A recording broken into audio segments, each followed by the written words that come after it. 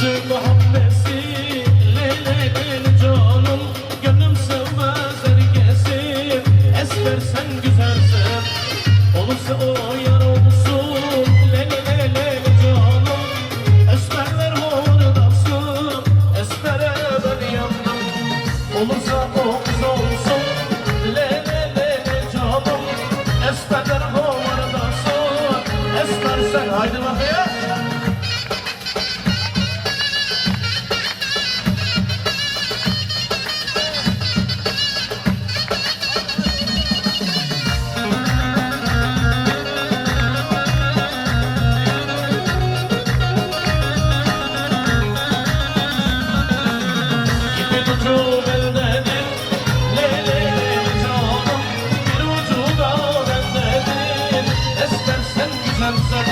El bilir dünya bilir, lele lele canım, benim gönlüm sendedir.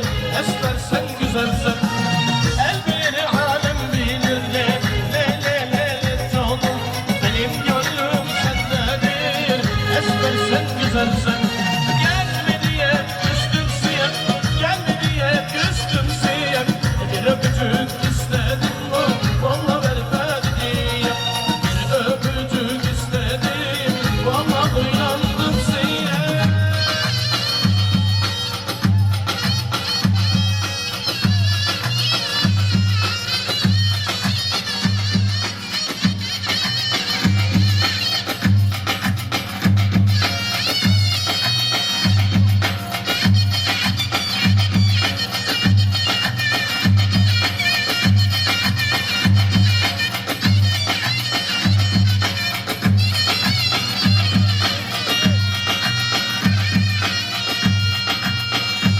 Saygıdeğer gelin hanım ve değerli ailesine ben çok teşekkür ediyorum.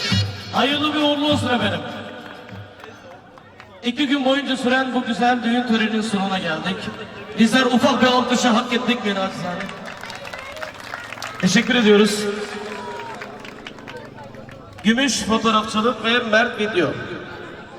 Orkestra Antik Arsuz olarak Sayın Gelin Hanım ve Damat Bey'e bir ömür boyu saadet ve mutluluklar dilerken bu güzel gecenin sonuna geldik. Mutlu ve esen kalın. İyi geceler efendim. Rabbim mutluluğunuzu daim etsin inşallah.